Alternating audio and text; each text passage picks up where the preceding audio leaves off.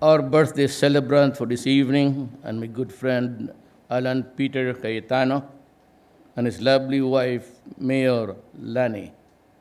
His Excellency Wang Yi, State Councilor and Foreign Minister, People's Republic of China, Executive Secretary Salvador Michaldia, Foreign Affairs Secretary Teodoro Locsin, sir, and the other members of the Cabinet, other invited guests, ladies and gentlemen. I have a speech here. It's only one page.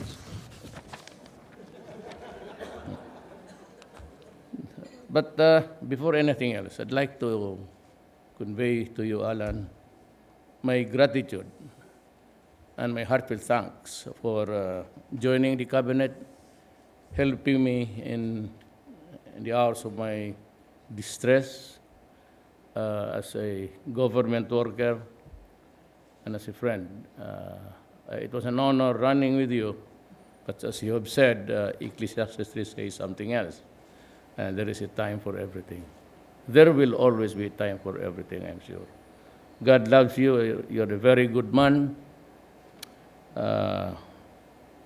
Maybe someday, hindi mo na kailangan pumatay dahil na nagawa na ng with other people. You know, I'd like to read the speech, but maybe after you give me a chance to allow to talk freely about our present situation. First is that we are enjoying the best of our relationship. I'd like to assure the Foreign Minister that the Philippines is very happy with our present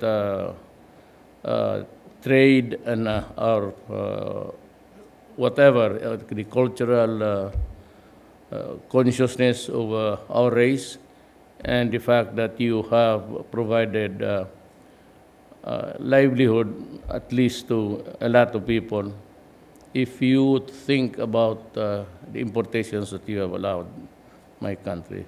You practically said to the world that you are accepting any of the Philippine products. That used to be not the case because of our sometimes the ship of state has to seek the refuge of an island, and we were always following the West, though our country was sailing in rough waters. We have normalized our relationship, and I thank you, China, for all the things that you have done for me. And may I just also remind you that here in Davao we have the largest Chinese community, including your prospective Senator Go. I think he's like my grandfather, maybe his parents came from Fujian, or the parents of his parents. Well, anyway, I'm sure I really appreciate that. There is nothing wrong with the men that I have chosen to be with me on the ship right now. They are all men of integrity, I assure you. But you know, the Philippine system really allows corruption, and plenty have wallowed in the money of the public. Historically, the customs, even before, I mean no offense to the children, if you are here listening, historically, the customs people were always the one on the better level of things, nice houses, cars, and even the BIR. That used to be the case. I hope it is not now. And I pray that we will improve our situation with Sonny Dominguez there. driving his own train. Pahaba naman yung train mo, maraming umiiyak eh. When the train law, still, and I believe in you, so that sabi ko, I stand by him. I know him since childhood. He's a very good friend, and he can do wonders for the country. But itong customs, the two preceding customs collectors were all honest, actually. General Peña served here for almost pabalik-balik, no? 10 years. He earned his spurs in Mindanao as a soldier. I know him. Kaya ko nilagay siya doon. But also like Faildon, there was really a continuous play of corruption in the lower echelons of the customs bureau.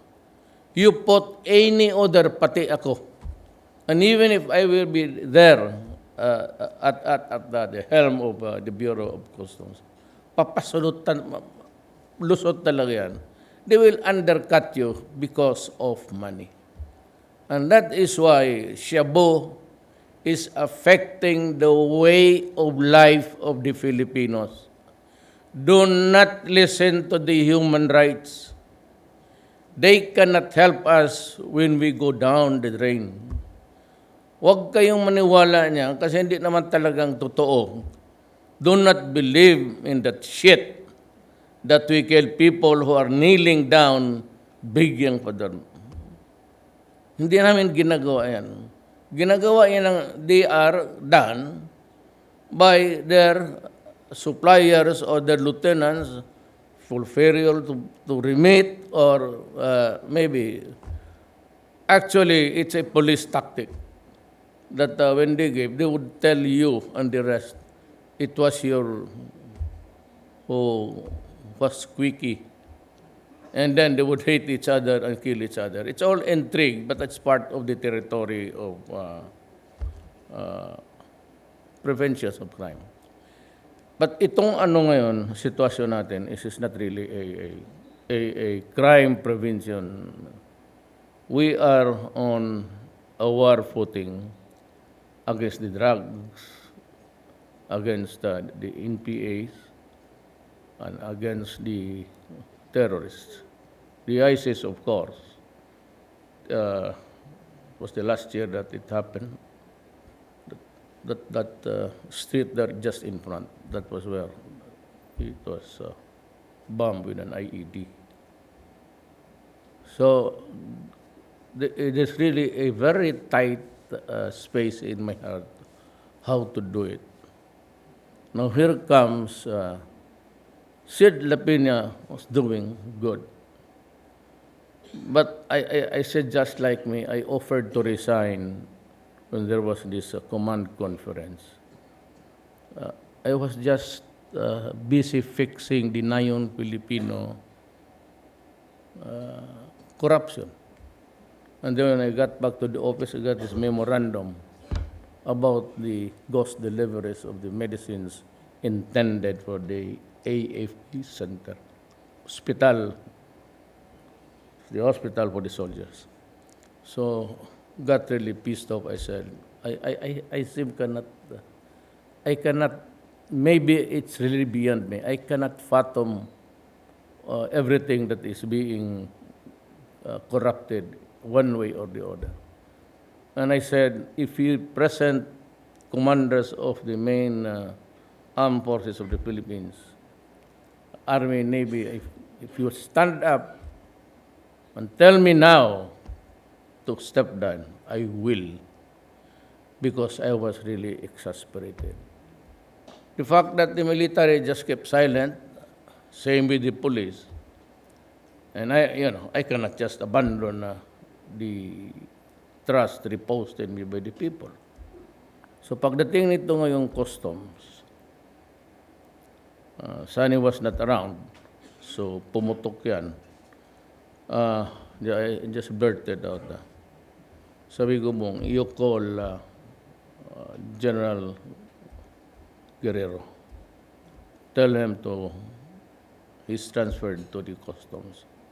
And then seed will just go up to the TESDA because it is very important for somebody to take care of the day of TESDA needs somebody who's really good also at an industrious guy. Now, let me tell you, I do not say that I appointed Faildon to the Bureau of Corrections of Muntinlupa. When I got Faildon, he was tried his best. And Sunny was there when they revealed to us that there's a big, big smuggling, more millions or billions. And he gave us the tip about the mighty cigarettes. So Sunny confronted them, and they offered 3 billion. I go, what about Sunny? I said, no way. So, that's plunder. I told Mr. Wong, if there is no agreement on how much you will pay to the government, and the fact that you committed plunder, falsifying cigarette stamps, one cigarette falsified is one case. You have manufactured several billions. I will order you now that I am arresting you and would place you behind bars, and I will charge you with plunder. I do not care if it succeeds or not. That's not my problem. That is somebody else's territory. I do not ask any court or any judge to do this and to do that. But just be sure that if you go out, just make sure that we in government are happy. Because if we are sad, I will also make everybody in your circle very sad. And so he was able to raise 35 billion, 30 billion. So he still has to pay about 40. No, already paid. Ngayon, if I were filed on, why would I gamble with itong druga? And there are a lot of moving eyes looking what's passing in front of it. Pati ba yun, pakialam pa niya, dito malinis to. All he had to do was to be silent about the cigarettes. And just call Wong and say, you have this thing going on. And I'd like to talk to you. And maybe he could get as much as 10 billion. Tapos pakialaman, and including said, what would you get? You graduated from the PMA, Philippine Military Academy. You had a great career as a soldier.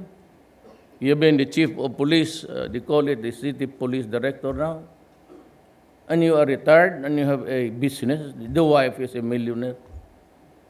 Now, why incompetence? Just like me. If every graft happens and every time that I have to respond to it, ultimately, if you count the steps going to the seat of power, who's responsible? Ako yun. Ako yun. So sabi ko na, I'd like to put on notice everybody in the Bureau of Customs. They are all floating status. They can maybe start again working, but I said they are on floating status. So I called Jagger and said, you might want to talk to your boss, the finance secretary. Ask him if the guys who supply the X-ray can send a representative here to teach our technical men in the armed forces, a lot of them. The Coast Guard will take care All police, customs police are also on floating status. Everybody. The customs intelligence unit, they are to report to Malacanang, all of them. I am ordering everybody to report to my office.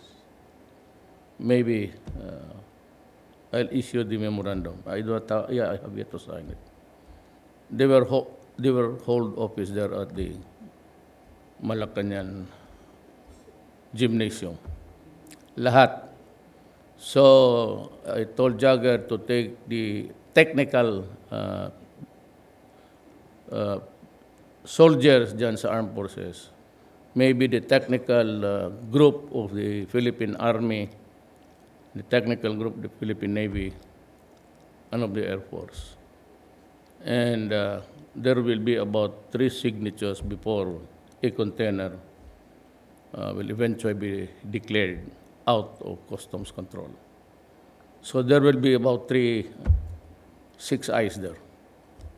And they must sign that it could be a Navy or a Coast Guard, something like that. They will be replaced, all of them, by military men.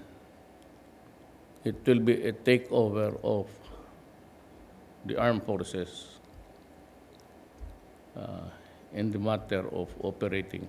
In the meantime, while we are sorting out how to effectively meet the challenges of corruption in this country.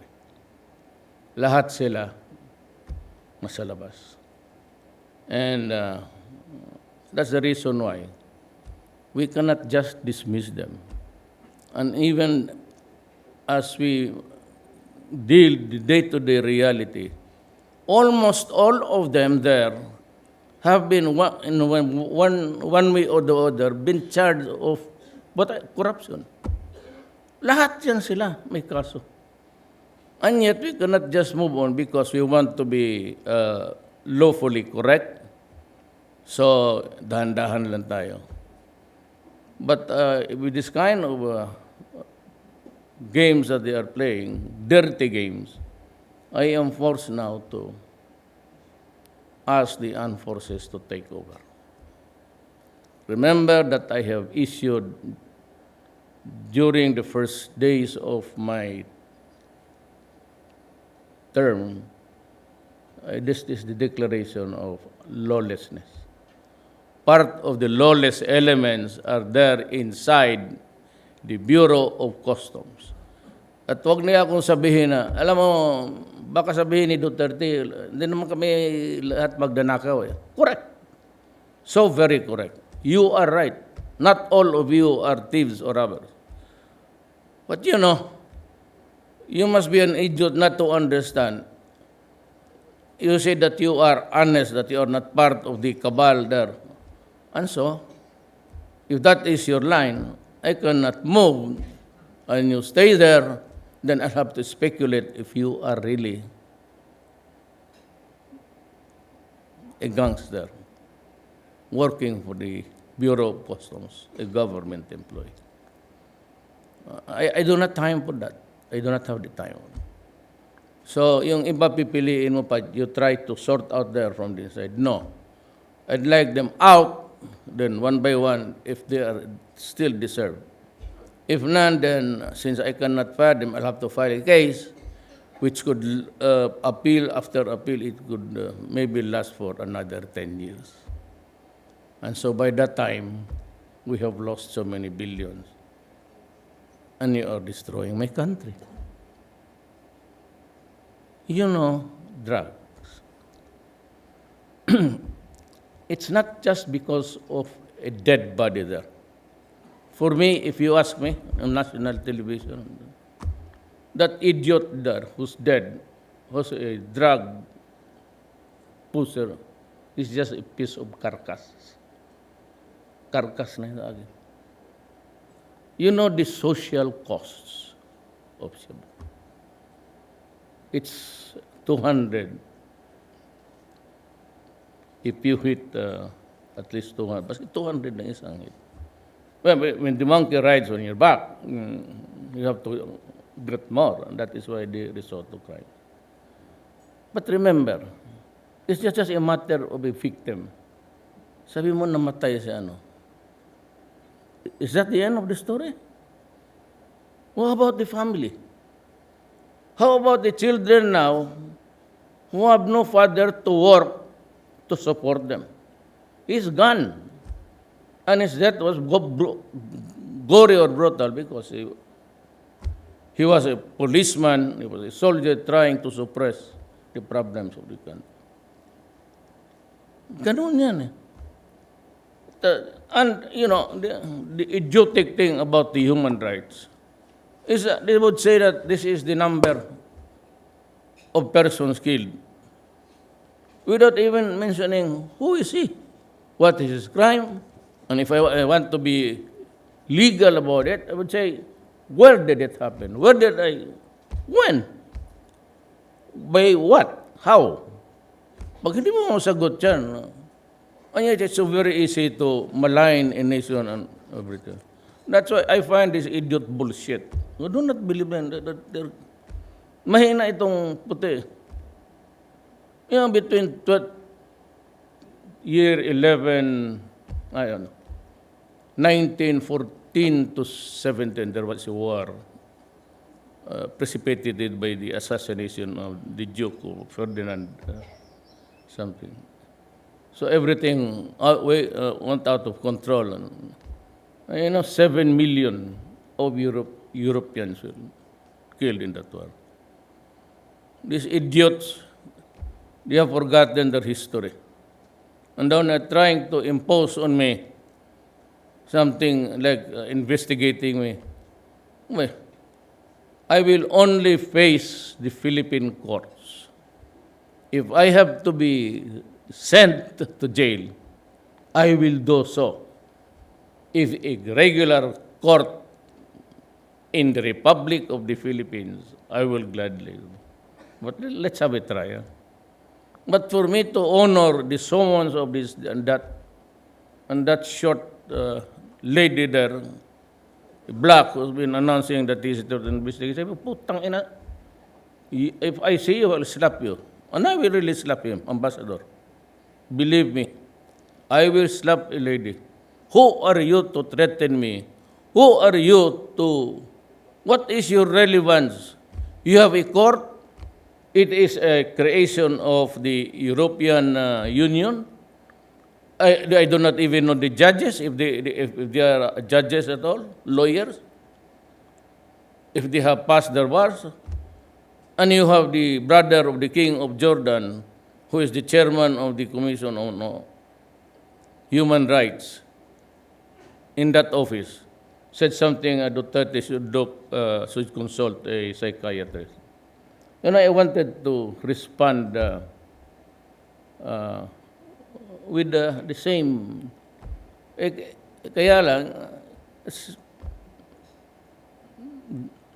General Esperon is my security advisor. You do not answer. Just take it, relax. Because why? Because the King of Jordan is going to... That chairman there is the brother of the King of Jordan. And they might not deliver the helicopters anymore. I said, no problem. I'll ask 1 dozen from China. I'm sure they will give it to us anytime. You can always give us a facility or whatever of how to... Maybe you can allow us, Your Excellency, on a long term, maybe payable. I'm sure our friendship will enjoy for maybe 1,000 years. So if you can grant us a facility, a loan payable within 100 years, I'm sure you'll...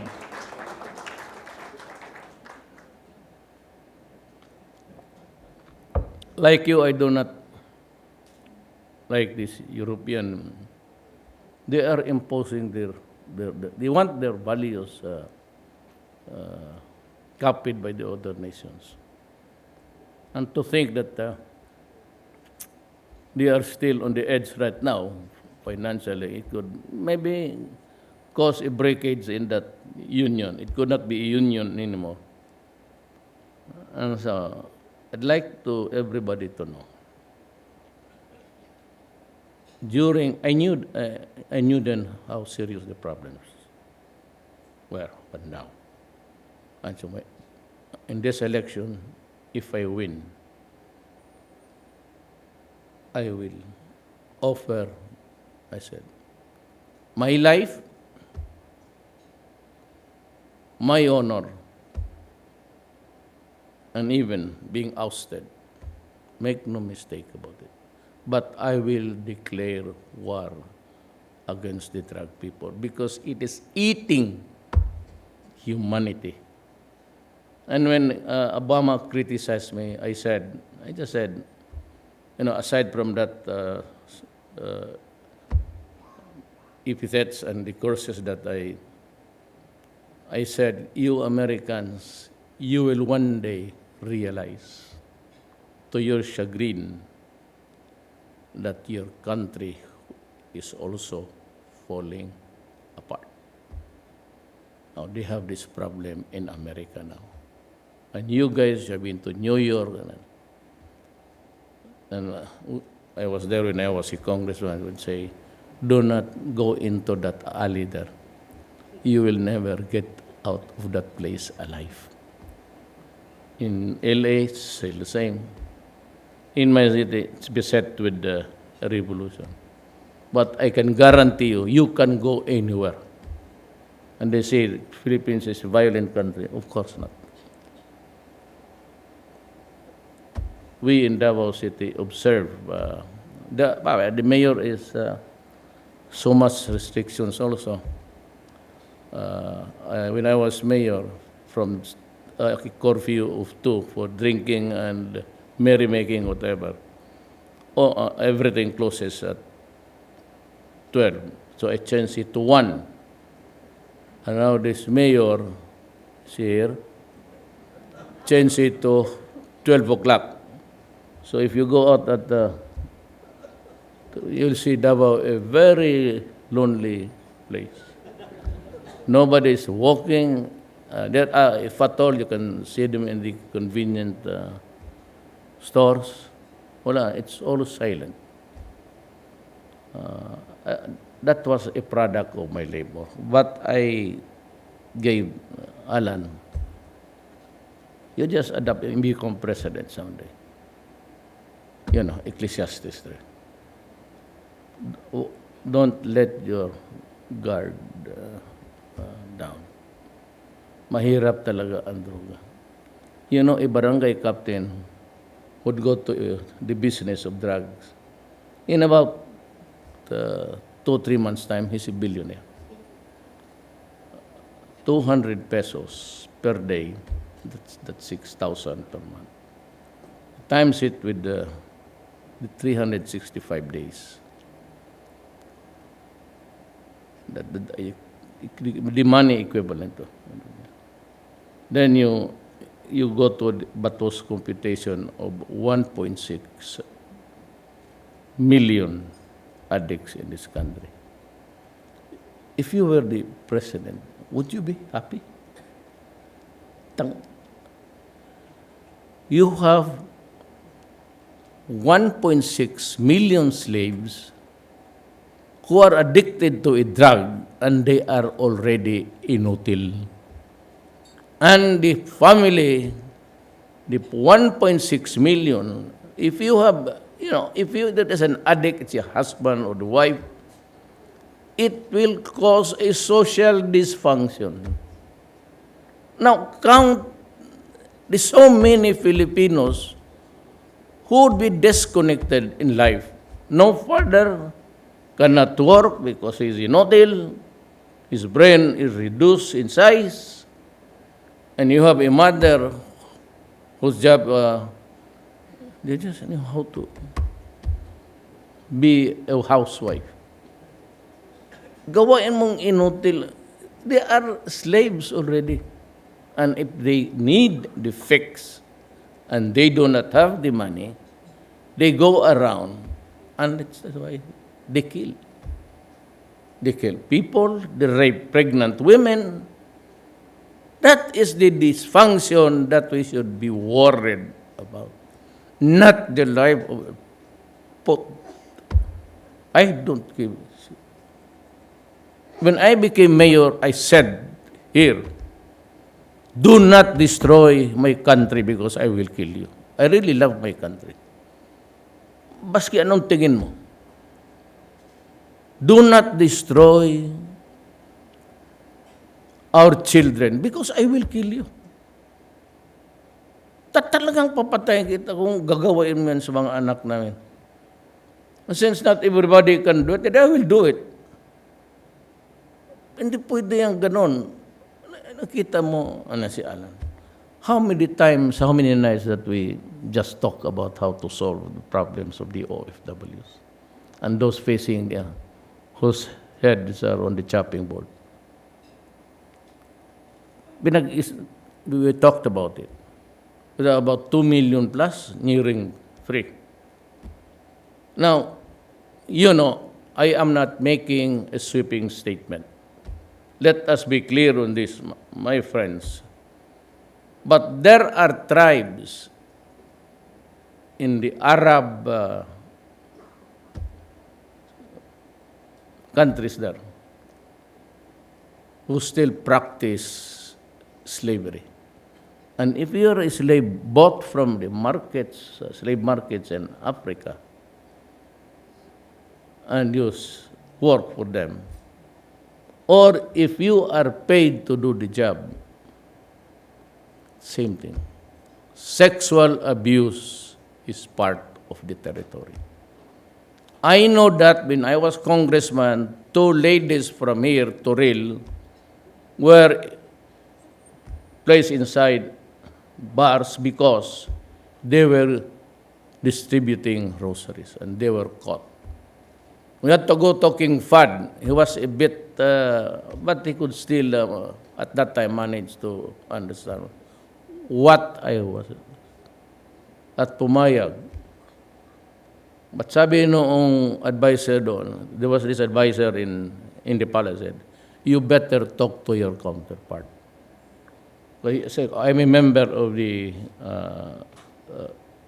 Law and Order Committee under Goles. So, nag-usap ko siya, you tell your people that there are still,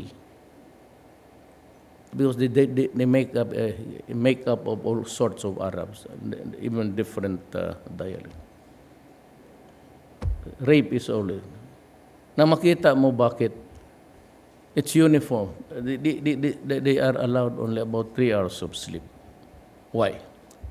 Because he cleans up the mess of the house of the main owner. Then after that, she is ordered to go to the house of the daughter-in-law and clean it. Then another son-in-law and so forth. No day off, no nothing. Passports are confiscated. So kaya ako pumutok lalo na akong pumutok. Pinutang ina ko talaga. Kasi ambassador came to us. He heard me. Lahat na ng mura na tanggap nila. He went to me and well. So now, Alan went there, sabi ko, and who's Mamao? Secretary Mamao is a Maranao. He's a classmate of mine sa law school. Sabi ko, solve the problem. So, pumunta sila, we got the best of deal. 7 hours of sleep must be given to them. They can have a day off so that they can also go to church. You're not the only one who's religious. They have their own religion. Roman Catholics, mostly. Then they should be allowed to cook their own food. Because I will not din. Tapos, their passports and their cell phones must not be confiscated so that they can anytime. So Alan got the agreement and they agreed. So I'm very happy with Kuwait. I'd like to thank the ambassador, but at the same time, I apologize for the slurs that towards him because it was a moment of pain and sorrow for us. And I'm sure that you can understand us. Kaya yan ang Cebu. And gets back to, we now revisit again yung kaso ni La Peña. He's a friend. I know him. And I will not abandon a friend. If he is not a corrupt person, sa kakaraming trabaho, his failure is my failure.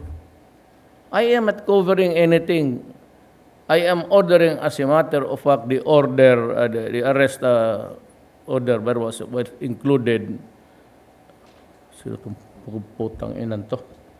Yung police, si Franco, who was behind. So every time there's a change in the Customs Bureau, new unit, new name, brand name, but ito silang mga police nito, Asierto is not been investigated by Congress.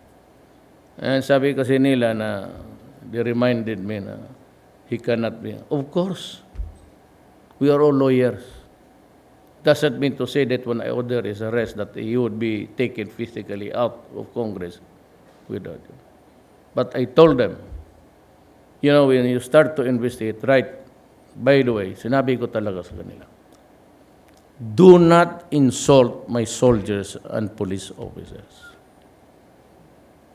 Sabi ko sa kanila, if you go there, you state your position clearly. I am here in response or to respond to your summons to me and for me to tell the truth. Pag naulit yan, sabi ko, yung ginawa ninyo sa ibang mga opisyal, sigaw-sigawan ninyo, you know, ako kasalbahe ko talaga. I mean, I can kill a person smiling. Pero yung sabihin mo sa, no, you know, I'm referring to Angie Reyes. Hindi kayo how was, but 2 million? And look who were investigating them. Where are they now? And so how much? Tapos ganun yung tao. No, sit down because you have no dignity. Kasi my orders to my police and to the armed forces. If that happens to you, sabi ko, you stand up. That's why I ordered Bato to do it. If you are shouted at, insulted, degraded, you stand up and say, I'm going home. Because the president says that when I'm being battered with so many insults and everything, you just say, well, Senator, whatever, I came here for this purpose. Since I am being paneled there by so many insults and epithets, curses, uwi na lang ako. And sinabi ko sa kanila, pag hinuli sila, tawagan nila ako. And I will go to Congress. I will not use soldiers. That's been telling the armed forces, pati police, when I offered to resign. You know, I was elected by the people. You have your own mandate. And if you think it's your mandate, do it. Sabi ko, I'm offering to resign. Tumindig ang armed forces. There are 3, Army, Navy, pati Air Force. If you stand right now and say that I have to go, I will step down. Do not give me that bullshit of bringing the armor there. Kung napaka-corny yan. I mean to say that yung PSG ko, army rin, itong police ko, magbarilan sila ng police. I'll do you a favor. I will ask you, sinong gusto? You want general? Okay, you lined up there. Basahin mo. Repeat after me. No more papers. I, General Esperon, under oath, swear to run this government and do the job of the president. And I would be happy because General Esperon is my no problem about that. Sabi ko, huwag niya akong bigang pakurdi-kurni dyan, pamachamar dyan. Sabi ko, tumindig ka. Then, sabihin ko, tatawagan ko, sino? Senate President. Sabihin ko, I'm going there to retrieve my soldier or police. Tignan ko. Tapos, magpunta ako doon, ako lang. Of course, hindi mapapayag itong mga PSG na mag-alis ako. Usually, there are, if I travel at night, 2 lang yan. 3. I will go there. I will go to Congress and explain to them my point that the investigation does not include stripping naked of a human Filipino of his dignity. Punta ko, kunin ko. Ngayon, kung ayaw ninyong ibigay, di sirahan ko yung, sige, tayo lang mag-usap. What now? Sabi ko anong gusto niyo. Tell me, how do you want it played? Ganon ko talaga. Kasi hindi ako papayag na mga sundalo, sigaw-sigawan. Kasi ako, pag ginanon, fuck you. Who are you to insult me? And even when I was mayor, there was this killing of 17 criminals. Well, I said, I will kill all of them. It was my order, correct. But they had the firearms. I gave them time. And I said, do not rape the women.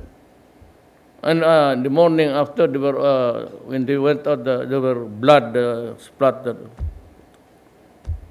So I killed all of them, as promised. Do not rape the women. Tapos itong mga babae, misogynist doon. Hindi ka na makabiro ngayon. Miss, ang ganda mo eh. Kagaya nung, tayo ba yan? Hindi ko alam itong asawa ni Coco Pimentel. Yung nagninong ako, she was in front of me. She's a very leggy thing. Sabi ko, ma'am, maganda ka ma'am. Sabi ko, saan ka nakatira? Dito sa Manila. Sabi ko, ang ganda mo. Sabi ko, may boyfriend ka? Sabi ko, oo. So, sinong boyfriend? Patay natin para wala ko. So, hindi. Si Coco Pimentel pala. Kaya mga ganon ginagawa ko ng misogynist. We lost the art of just making people also laugh. Totoo na, maganda eh. Ako naman, ganun lang. Hanggang dyan lang naman. Sa totoo, wala naman talaga. Who is 73 here? Tiga natin. Sabihin mo, magyabang ka kaya, bakakon. So that's it. And I'm also warning the NPA. There's, I said, always a time for everything. A time to be patient, and sometimes a time to be misunderstood. Kasi kinuha ko si Tigualo, hardcore talaga yan. Pati si Mariano. So I knew there was a ripple somewhere in the military. So there was this command as I said, if you know a way of settling this problem with the communists, let me know because I will follow. Write down what you want to do. I'm trying my best to, there's always this confidence building. Kaya ariglo man kaya tayo. Sige, I'll take you into my cabinet, pero no coalition government, no nothing. Pagdating sa, when it was time for the Congress to confirm, they were denied. And so, galit sila sa akin. Ngayon, ang ayaw ko nito, because there's a new FAD dito sa left, that yung mga construction ng mga gobyerno, para sa mga mahirap, kanila rin. Itong mga left, marami ito silang France. Isa nito kadamay. Ngayon, ang ginagawa nitong mga unggoy na to, yung mga bakante na lupa, ino-occupy nila. The unfinished condominiums there for the soldiers and for them, they occupy them. They are not from there. Just what happened in Bacolod. They, after the harvest, there were these original workers, then and they claimed that we are implementing our own land reform. Ako sabihin ko sa inyo, to the left, to the communists, do not do it ever again, because I have issued an order to the police and to the armed forces. Pag pinilit din yung occupy isang lugar, just what happened in Bacolod.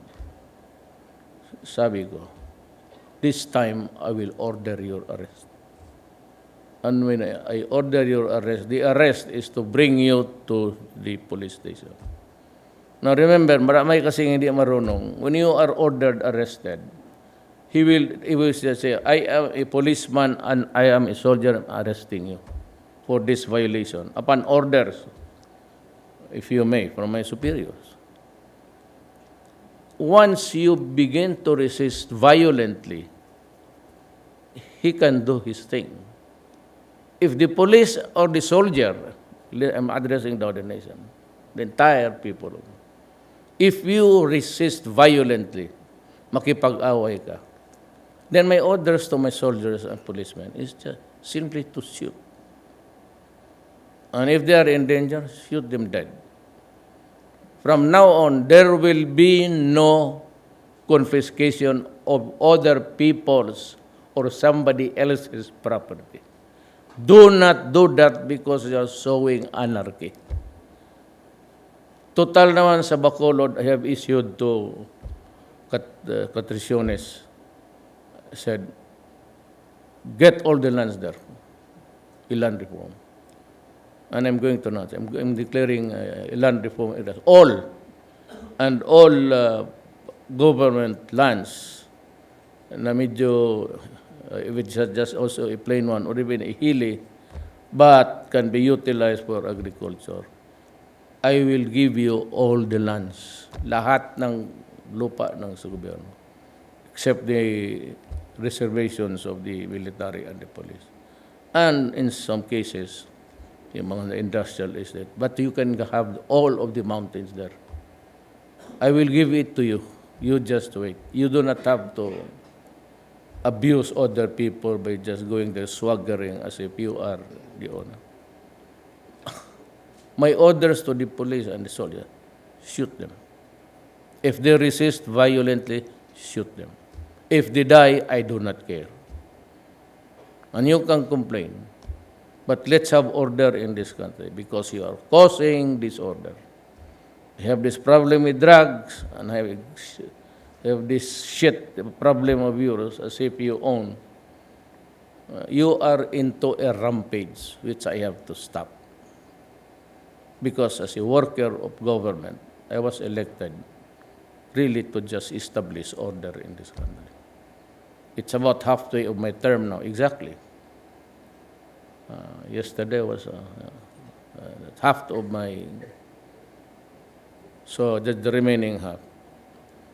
If I cannot do miracles for this country, then I will just say that, let us just respect each other's. Huwag ninyong sobrahan. Do not force me to do something. I will not declare martial. But just like what I'm doing, I will go for the strongest tools, political tools in my hands. And drug problem, it will remain the same. Especially if you are a drug lord, I would be happy to kill you. My God, I will be happy to. Just don't fuck with my country. So, mabuti yan. And all other departments. I know that I have assembled the best of the Filipino.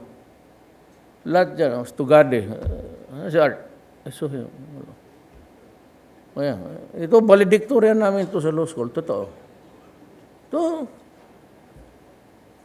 sa, Dominguez, valedictorian. Since kindergarten kami. Mon Lopez, I think, was the dean's list always. Lorenzana is a valedictorian. He's an Ilocano, but they migrated to Pikit. His classmate, si Kibuloy, sabi na, yan ang valedictorian nila. Yes, sure, sir, Teddy Boy must be... Ako, totoo, as my classmates are witness today. Ako, pakita ko na, 75 lang, 78. Totoo. Pag sa uli man, 75.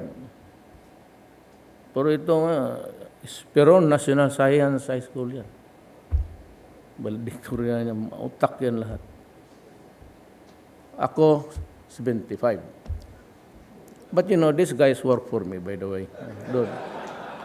Joke, no, is an economist. Pero trabahante ko lang sila.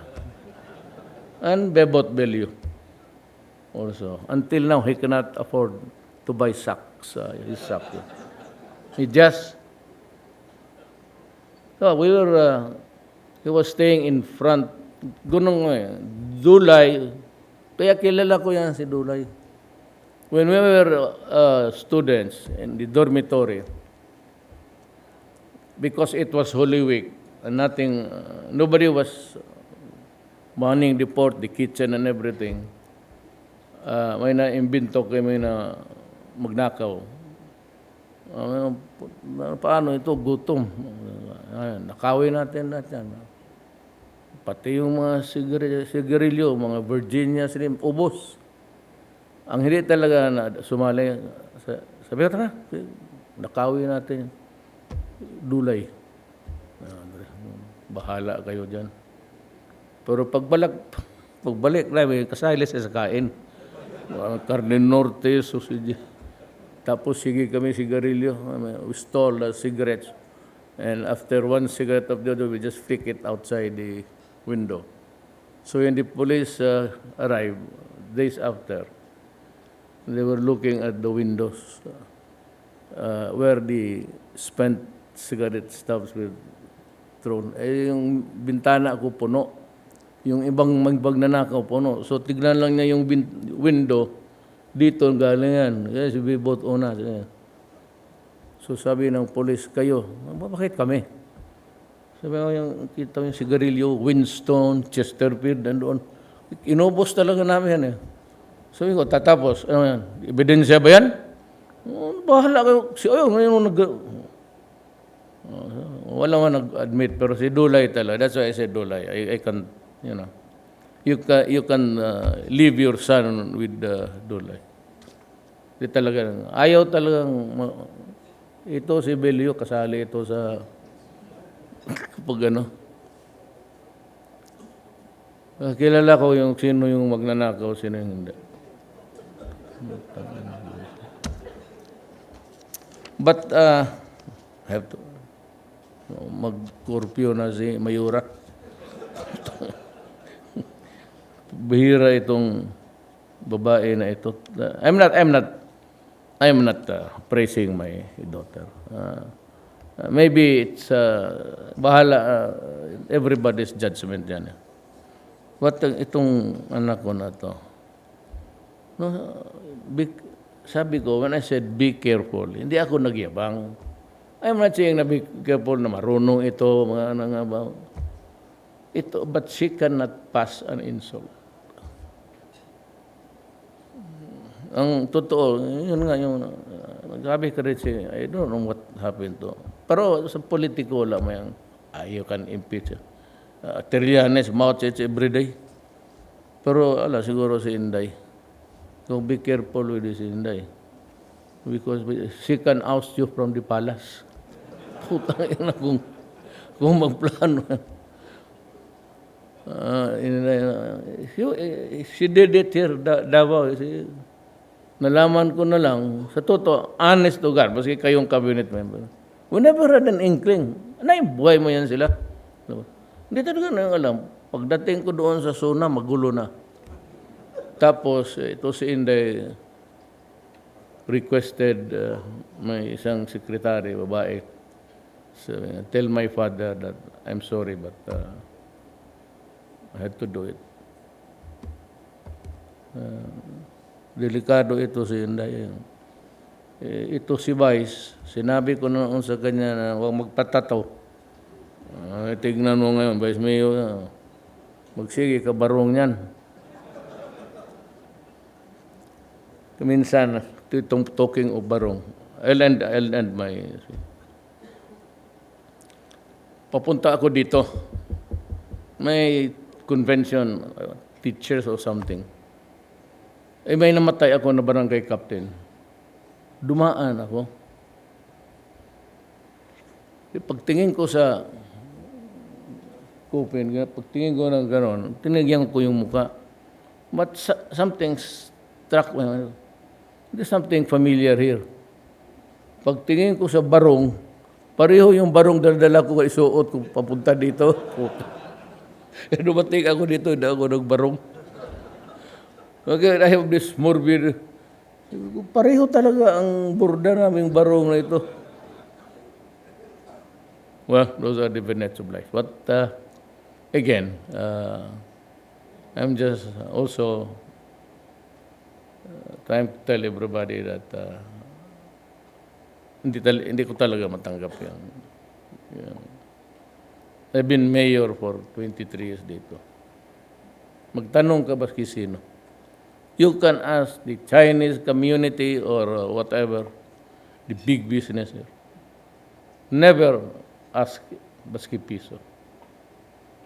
And when I was a prosecutor noon, lahat ng regalo ng Christmas, mga t-shirt, not the big, yung para sa mga mayor, malalang, it was papakurne ka.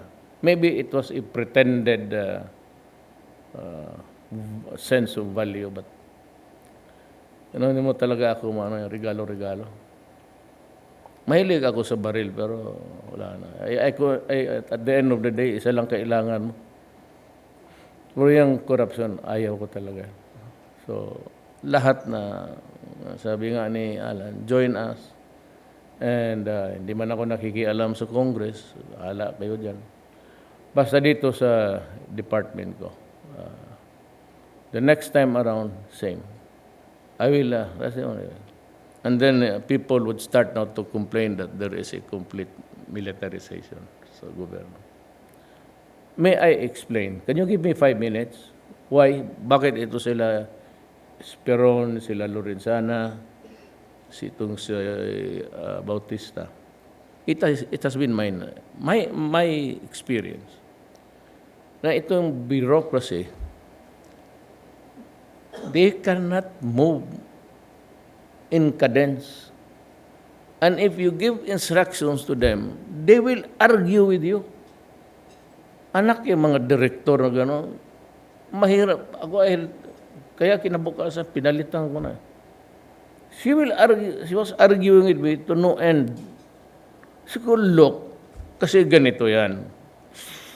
Alam ni Secretary Joke na master niya yan. When it is a nationally funded money and it is intended for the elderly o pantawid, it should not be given to any politician or mayor. Hindi pwede na ibigay mo sa konsehal siya mag-implement. Why? Una-una mga politiko to, at ang bibigyan nila, and they can always falsify ang mga pangalan, at ang bigyan niya, yung mga tao lang niya. I will give it to his supporters. And they want bodegas, they have bodegas, warehouses. Okay yan. But yung forward positioning ng relief goods, gusto nila ilagay doon. Sabi ko, wag. Kasi gamitin, they will use it for political purposes. And maybe when the time comes when there is really a need for it, then you, you know, Murphy's Law. If anything can go wrong, it will go wrong. Pag nawala, alam mo naman local government, siyempre gutom. Baski na sabihin mo, purely rumata, pagpunta doon, there is this family who cannot, iyan yung ibibigay niya. Yun, they have the resources. They have the city funds to use. But ibigay mo, I want government to give it directly in the name of the Republic of the Philippines. And I said, I required everybody to read it, parang sa Miranda ruling that these goods is from the national government, which is also your money, and there ought not to be any political. Yan ang no name, no nothing. Kaya yung sa Boracay, pag sabi nila na, thank you, President Duterte, sabihin mo sa kinatanggalin niya, hindi ako pupunta doon. I will not. I do not want yung gano'n. Wala kang election or no election, you have not seen my face there. Ayaw ko. And I do not want praises. Because I am a worker of government precisely paid to do my job. I have keeping peace, fighting drugs. That's the thing. And I should be there during typhoons. There's one coming. I'll make my call, my round of calls tonight. Ayaw ko yung gagamitin yung pera. Yun lang naman. Because sabi nila, COA circular sa putang ina. Itong COA na buisit na ito, kung gusto ninyo magpatakbo, opisina ninyo, you are independent, constitutionally. Huwag kang makialam how I do it. Kasi may circular daw, ganito. Tawagan mo yung COA dito, puntahin mo dito. Lutsing yan. Making it hard. You know, I'm trying to equalize everything. You give it to a politician, he will play with it. To the detriment of those. Ibigay niya sa, and he will overhaul the entire, and it goes kapot. Kasi ang bigyan niya, yung tao lang niya. So the purpose of it is, I said, we have all the good intentions. Ang problema sa baba. Down the line. Kaya ganito ang Pilipinas. Magpadala ako ng relief goods, 500 million worth. Pagdating dyan sa local pa lang, galing budget, pagbili na, yung 5 million, hindi pwede yan. Kasi baka tayo tatamaan ng kuna natin yan, reserva. So, 400 na lang. Pagdating doon sa regional level, goods na. Huwag lahat si Mayor, sabi niya, magtabi tayo para sa mga tao niya. So, worth 300. Pagdating doon sa baba, sila lang pala tayo, tamaan tayo ng typhoon. Kasi wala, sige, kunin. So, yung beneficiary talagang walang bahay, walang kain, ang abot sa kanya, siguro maiwan. Mabuti siya siguro, abot ng 50 mil. Yun. Ganun yun. Ngayon, magsabi ako, kailangan ko ng ito. Mayor, Governor, kailangan ko ng para sa ito. Padala sila ng 10 sako. Sabihin ng Mayor, bakit pa yan? Sabi ni yung trabaho sa Pasig, kailangan niya nito. Ilan niyang padala niyo? 10. Nakaya, Presidente, that's embarrassing. You add more, 10. Para ma-recognize ni Presidente ang... So, pagdating sa regional level, magkano? Padala na. Adria, this is mystery. Dagdagan natin si Presidente. So, kalap yan sila ng pera, dagdagan.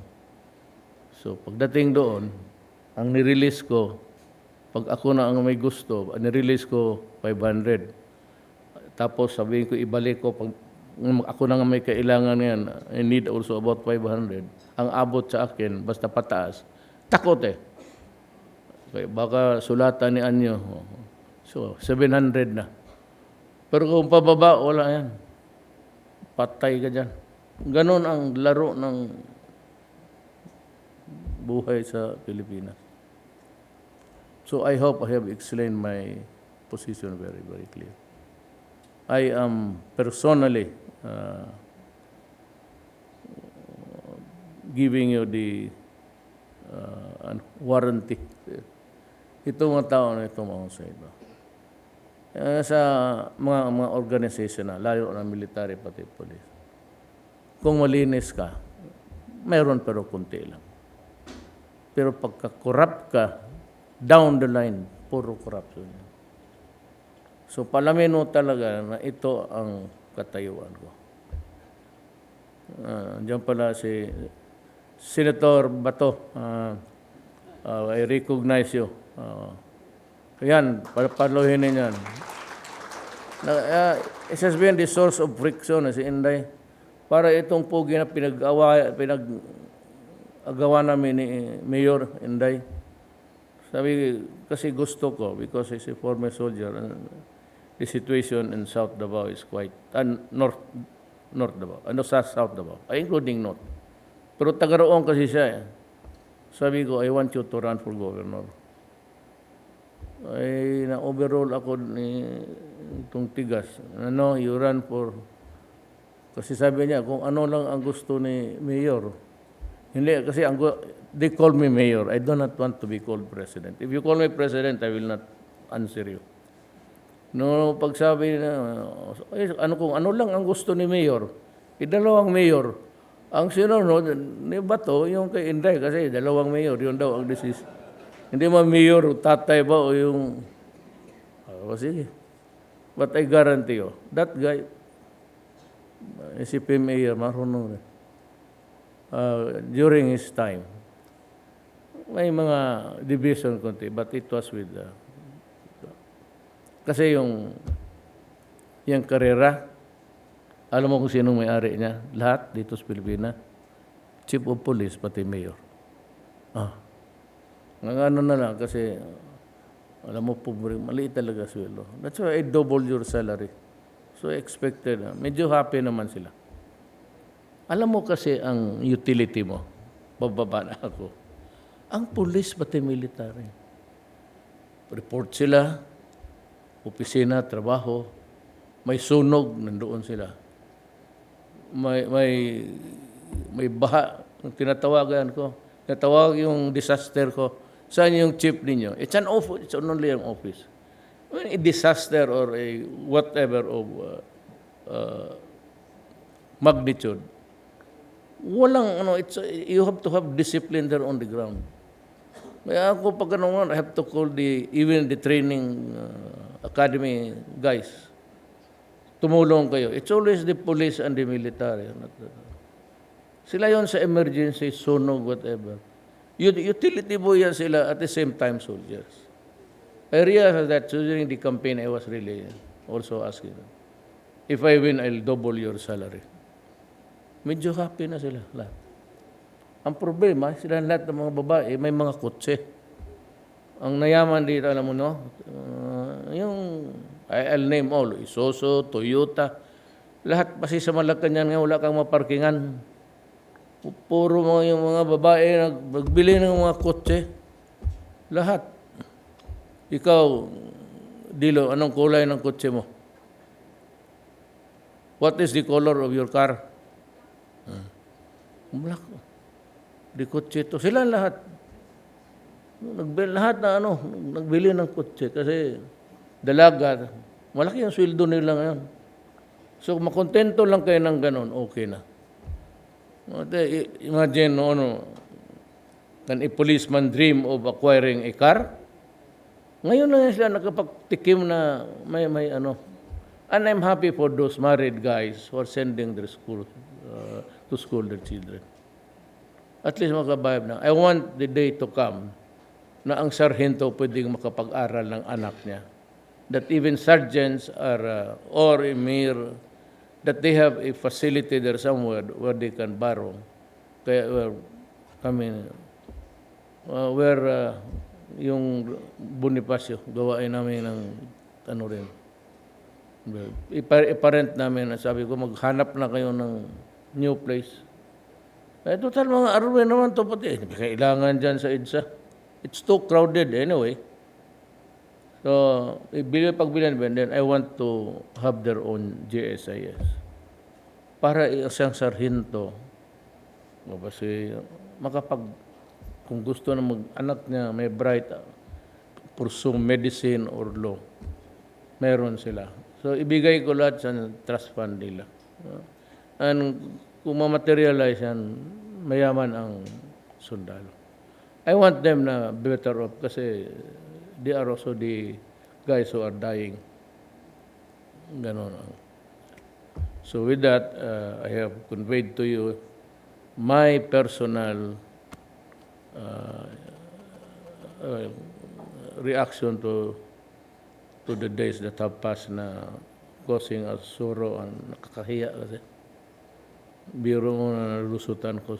Pile doon, ganun din. I know, sundalo, they will not sacrifice their career para dyan lang.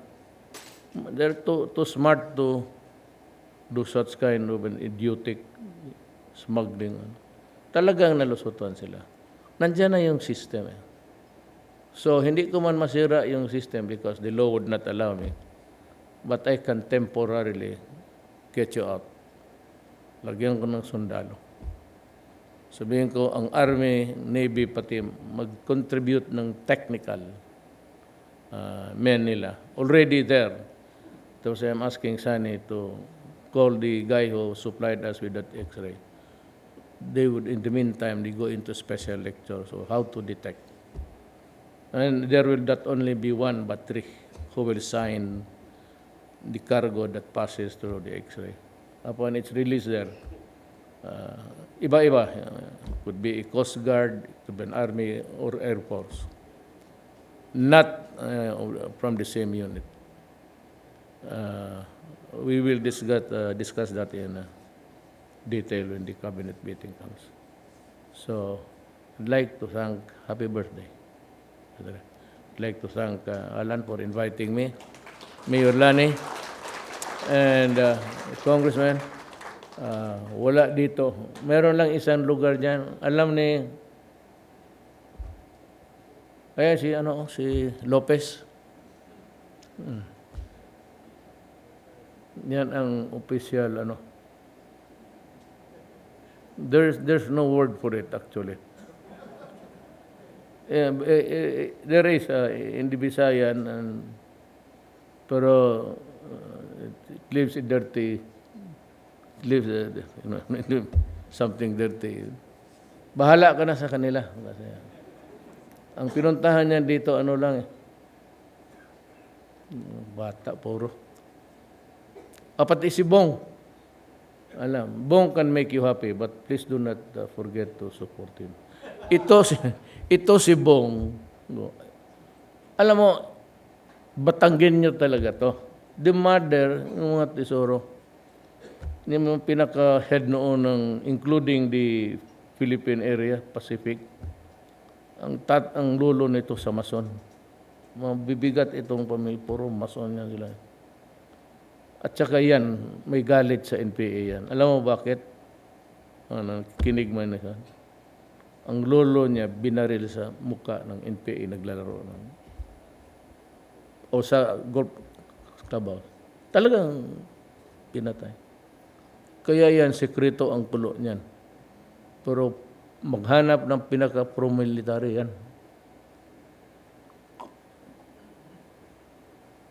His grandfather, si Agos Osmay, si Agos, kabarkada ko. Yan ang, at saka itong NPA, do not stretch it too far. It might.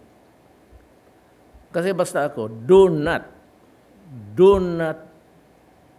occupy, squat, or confiscate or seize property that is not yours. You do that, I will send one company of soldiers to evict you. And I want you charged. Kaya ang nag-uto sa inyo, inuuto-uto kayo. Yung mga leader ninyo, puro na yan, vintage na, wala nang, it's always, instead of sticking to issues, pinapansin patuloy kasi ako daw, may sakit, mamatay na raw kasi nasunog yung, pumunta ka ng Jordan, sige daw, doon sa desert. Totoo. Hindi naman ako naglalagay ng ngayon na lang. Tapos sabi nung una, ito si partner ko na. Siya, si Sido siya. Yung kanya, may number, 1, 2, 3, 4. Nandoon talaga sa 1. Ang sabon. 2. Yung tunnel, tapos 3 po, hanggang pa. Tapos may 5. Puto mas lalong umitim po.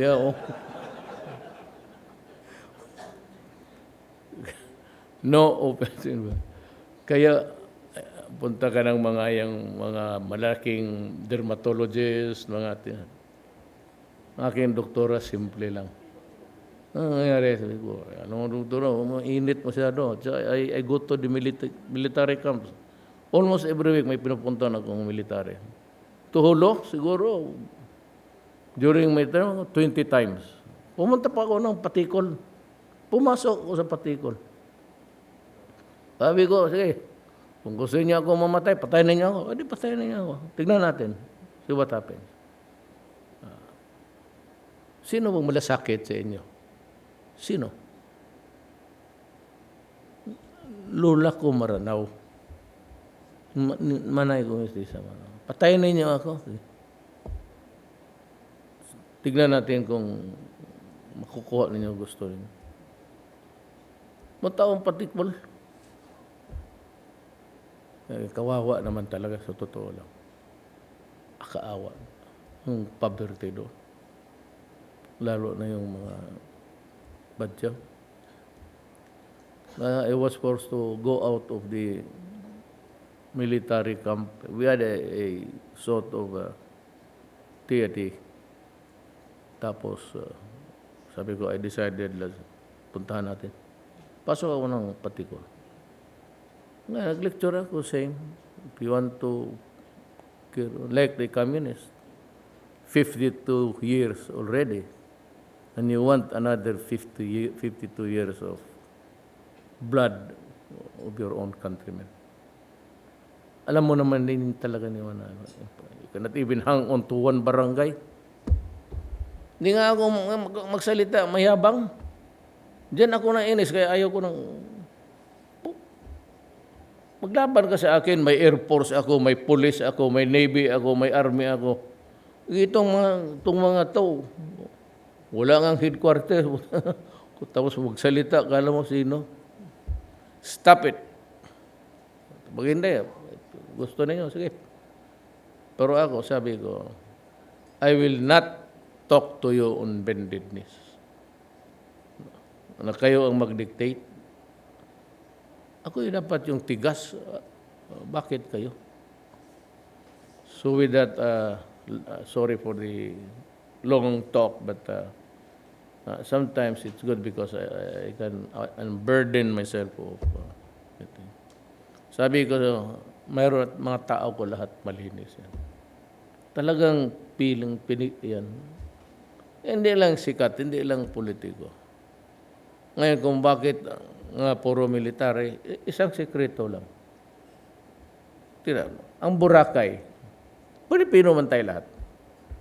Kung binigay ko yan sa mga civilian bureaucracy, malinis kaya yung ganun?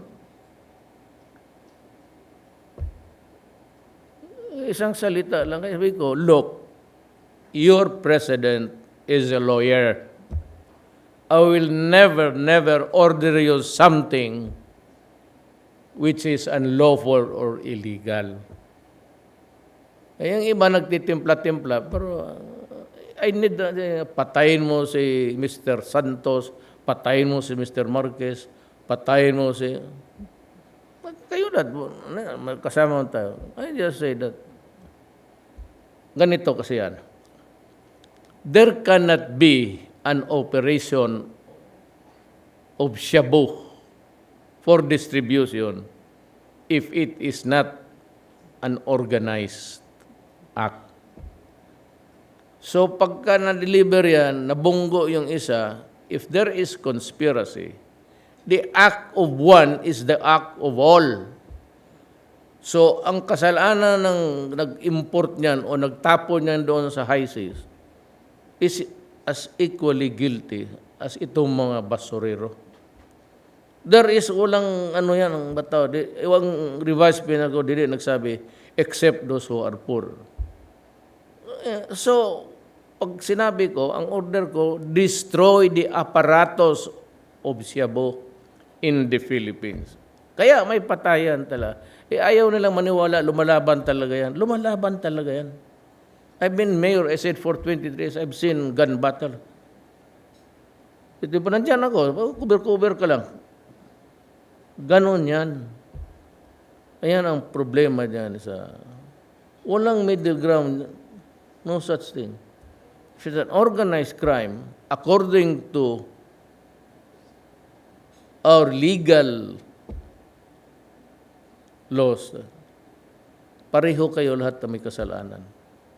At bakit sabihin, bakit si Duterte, pobre lang ang pinapatay?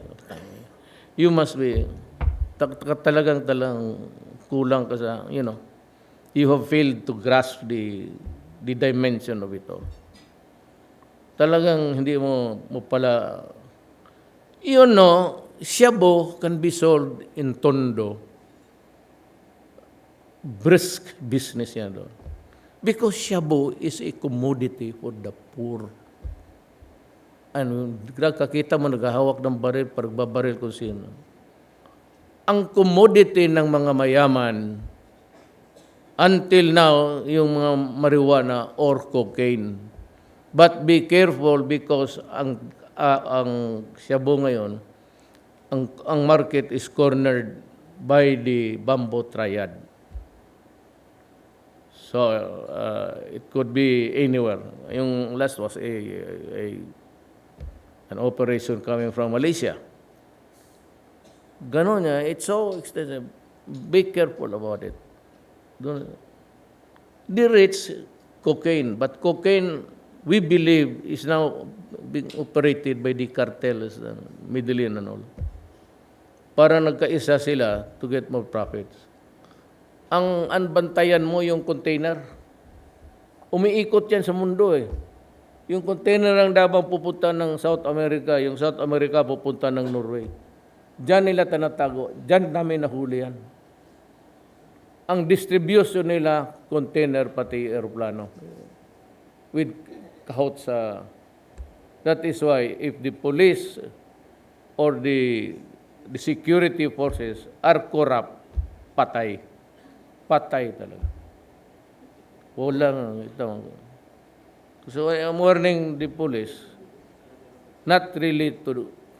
Kasi pati kayo yayariin ko. Kayong mga police who are into drugs, aabutan ko talaga kayo. If we meet in one corner, then it's either goodbye for you or for me. Kasi you go to Netflix. It could be dope, cocaine, cartels, nandoon lahat, including the Philippines, yung amo. Pareho.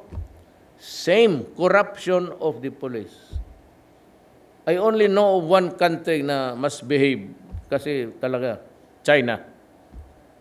You do not work there because talagang